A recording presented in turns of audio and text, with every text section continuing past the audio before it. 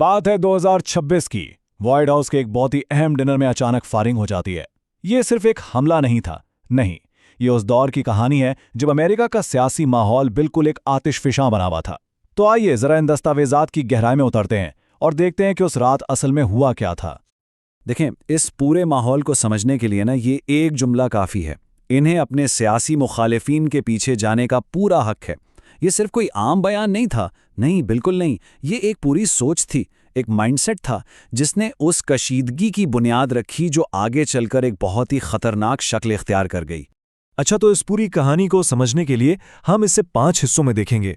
सबसे पहले उस वक्त का माहौल कैसा था, फिर हिल्टन होटल में उस रात क्या अफरा तफरी मची, हमलावर कौन था, उसका प्रोफाइल क्या है, उसके बाद हुकूमत का रद्द-ए-अमल कैसा रहा, और आखिर में सबसे दिलचस्प हिस्सा कि कैसे सच और अफवाहों की एक अलग ही जंग छिड़ गई।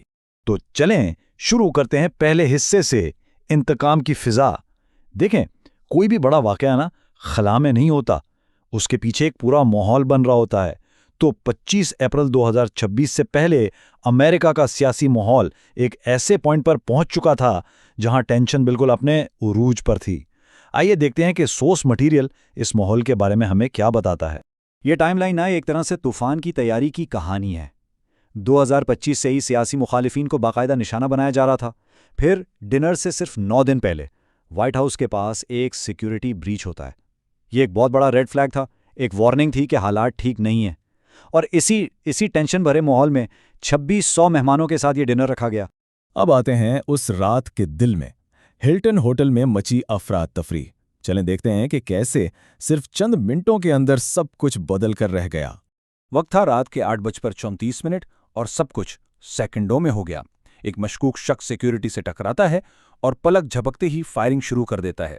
सोचें जरा, हर तरफ अफरा तफरी। सीक्रेट सर्विस फौरन सदर को घेरे में लेकर वहां से निकालती है और दूसरी तरफ कानून नाफिज करने वाले हमलावर को दबोच लेते हैं।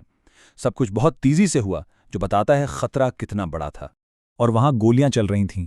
जो लोग वहां मौजूद थे उनका कहना है कि कम से कम 6 गोलियों की आवाज आई।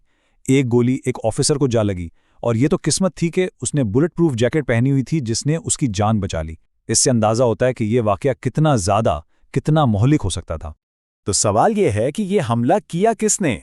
इस सारे वाकये के मरकज में एक नाम सामने आया, कोल टॉमस एलन। लेकिन आखिर यह शख्स था कौन? अब जब हम कोल टॉमस एलन के प्रोफाइल पर नजर डालते हैं ना, तो पहली नजर में कुछ अजीब लगता है। ये किसी हमलावर का प्रोफाइल नहीं लगता। 31 साल का, कैलिफोर्निया का रहने वाला, और तालीम देखें कैल्टेक जैसी टॉप यूनिवर्सिटी से। वो एक टीचर था, गेम डेवलपर था, इंजीनियर था। मतलब एक कामयाब माजी जो इसके इस कदम को और भी ज्यादा हैरानकुन बना देता है। और यहां आकर कहानी और भी ज्यादा उलझा जाती है। एक तरफ तो उसका प्रोफेसर उसे एक बहुत अच्छा स्टूडेंट कहता है, इसने 2024 में कमला हैरिस की मुहिम के लिए डोनेशन भी दी थी। लेकिन दूसरी तरफ उसके घर वाले बताते हैं कि वो इंतहा पसंद बातें करता था, दुनिया के मसाइल को ठीक करने के मंसूबे बनाता था। और फिर उसका एक मैनिफेस्टो भी सामने आया जो नफरत अंगेज बातों से भरा हुआ था। तो ये जो 2 अलग अलग तस्वीरें हैं ना, इसी वजह से इस हमले के पीछे की असल वजह समझना बहुत मुश्किल हो जाता है। जाहिर है इस हमले ने पूरे मुल्क को हिलाकर रख दिया। तो अब देखते हैं कि सरकारी सतह पर फौरी रद्द-ए-अमल क्या आया और उसके बाद क्या हालात बने। जो रद्द-ए-अमल आया वो बहुत तेज और वाज़ेह था। इसी शाम डिनर को कैंसिल कर दिया गया। सदर ट्रंप ने फौरन ट्रुथ सोशल पर कानून नाफिज करने वाले इदारों की तारीफ की। दुनिया भर से यूके, कनाडा, फ्रांस, जर्मनी सबने इस हमले की मजम्मत की। और सबसे बड़ी बात, अगले ही दिन डिपार्टमेंट ऑफ जस्टिस ने ऐलान किया कि उनकी इब्तिदाई तहकीकात के मुताबिक असल टारगेट खुद सदर ट्रंप थे।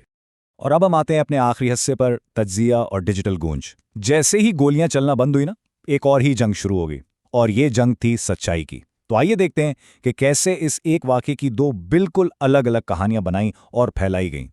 तो इस वाक़े के बाद 2 बिल्कुल अलग अलग बयानिए सामने आए। एक तरफ था सरकारी तज्जिया जो कह रहा था कि ये ट्रंप की जान पर तीसरा हमला है और अमेरिका में बढ़ते हुए सियासी तशद्दुद की एक और अलामत है। लेकिन दूसरी तरफ इंटरनेट पर साजिशी नज़रियात की भरमार थी। वहाँ कहा जा रहा था कि ये सब स्टेज था, एक ड्रामा था ताकि सियासी फ़ायदा उठाया जा सके। यहाँ तक कहा गया कि ये सब एक नए व्हाइट हाउस बॉलरूम के लिए सपोर्ट हासिल करने का एक बहाना था। और यहीं पर हम एक बहुत अहम सवाल पर आकर रुकते हैं।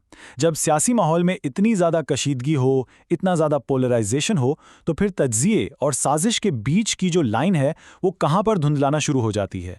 हकीकत क्या है और अफवाह क्या, उसका फैसला करना कितना मुश्किल हो जाता है। ये एक ऐसा सवाल है जो आज की डिजिटल दुनिया में शायद हम सब के लिए बहुत अहम है।